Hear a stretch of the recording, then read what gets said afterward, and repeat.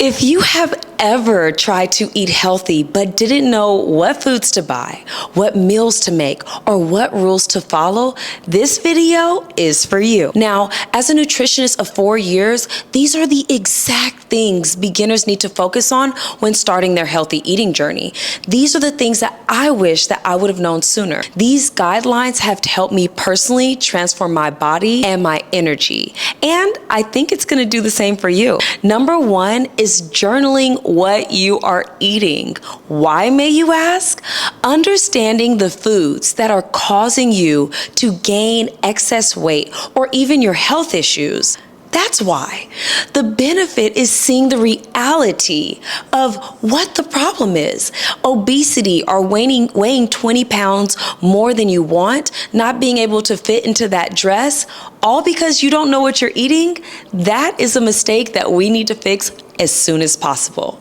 Number two, learn your calorie guidelines, AKA macros. How many macros should you eat and why?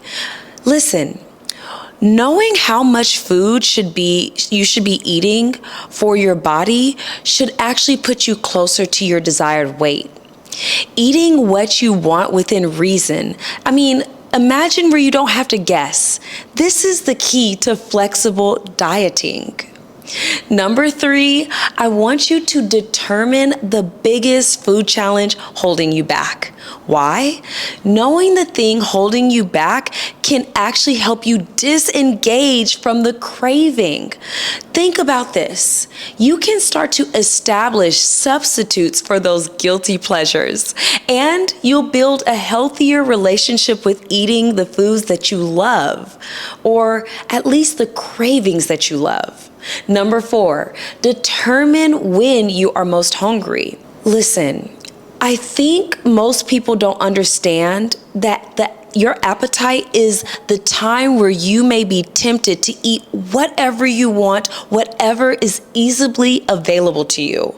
But your appetite is a tool.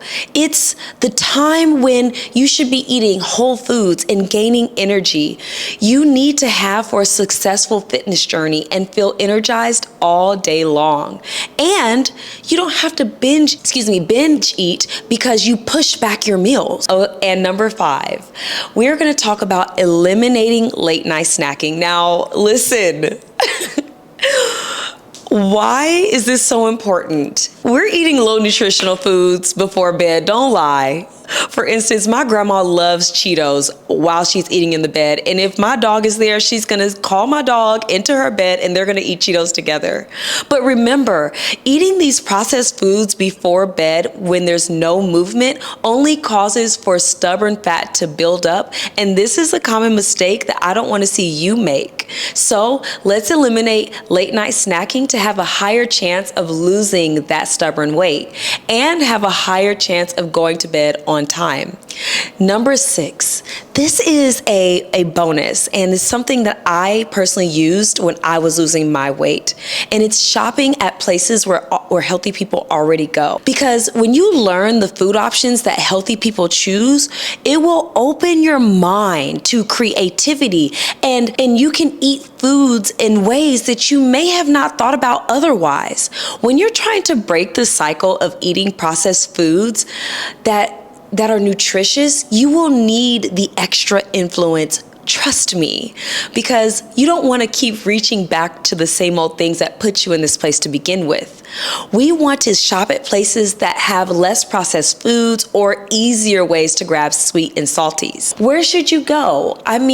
Places like Trader Joe's and Whole Foods, and I know they may seem expensive at first, but eating at Mediterranean restaurants or farm-to-table restaurants, these are great places to start. A place like maybe a California fish grill. These are places that are amazing, and I want us to choose these options instead.